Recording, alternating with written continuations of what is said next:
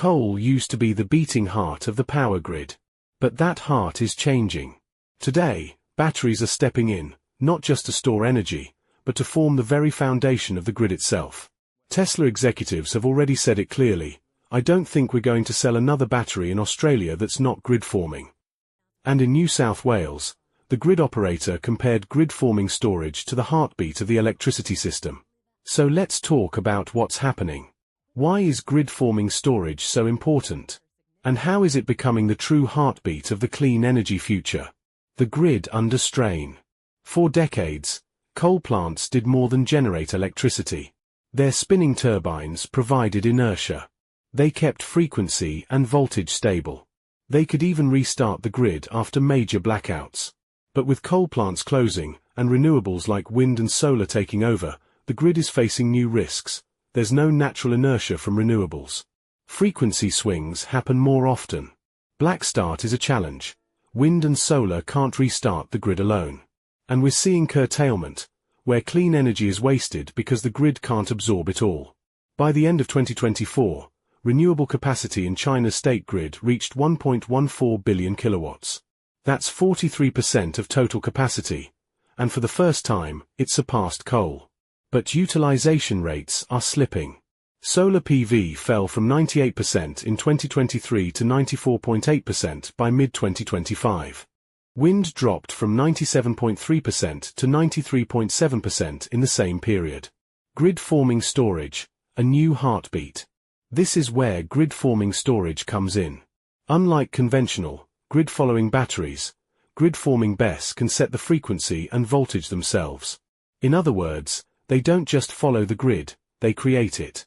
Think of them as the four guardians of the grid: virtual inertia, like a metronome, stabilizing frequency; reactive support, the voltage stabilizer; black start, the emergency restarter; reference setting, the conductor, keeping renewables in sync. That means batteries are no longer just power banks. They're acting like the coal plants of the past, but built for a renewable grid. The technology stack. So how does this work in practice? It takes three main building blocks. First, grid-forming inverters. They convert DC to AC, but more importantly, they actively control voltage and frequency. They enable black start, low voltage ride-through, and coordination across multiple units. Second, large-scale batteries with intelligent PCs. Lithium, liquid-cooled, even solid-state systems, all designed for rapid charge and discharge. The PCs coordinates the battery response, making sure it's safe and long-lasting.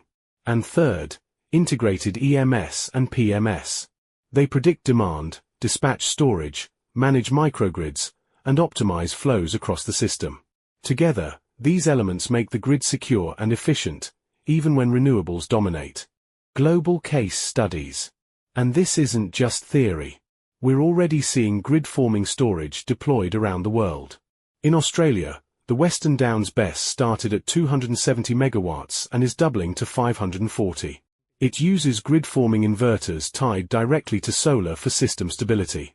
Also in Australia, the Tomago BESS, 500 megawatts, 2,000 megawatt-hours, built with Fluence GridStack Pro modular design. In Xinjiang, China, the Arxu Wusha Vanadium Flow BESS, 250 megawatts, 1,000 megawatt-hours, is black start ready. In Tibet, China, Huawei's GERS Solar Plus BESS is proving resilience even in cold, weak grid conditions. Spain and Portugal have Galp BESS, 74 megawatts, using a hybrid system for frequency stabilization. The Netherlands has RWE's Eemshaven BESS, with synthetic inertia for fast frequency response. And in the United States, Connecticut's Elevate Devon system, 20 megawatts, 80 megawatt-hours, is designed to be the grid's first responder. Policy and standards. Governments are now moving grid forming from optional to mandatory.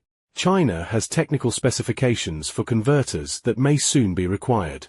In the US, FERC and NERC are creating frameworks for storage to deliver stability services.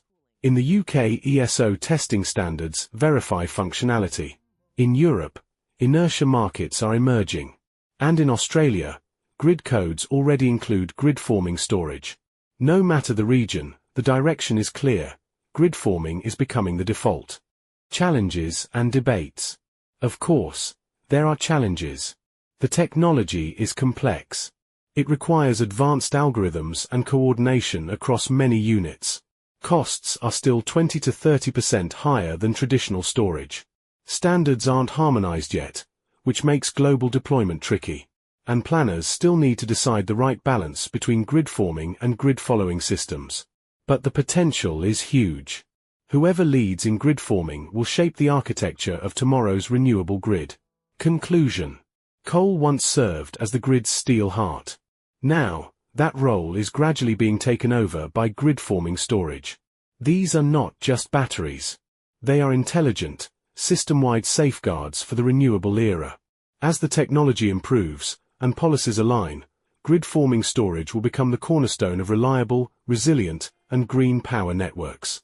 It means no more wasting the wind and sun, and no more grids that break under stress. In short, grid-forming storage is becoming the true heartbeat of the clean energy future.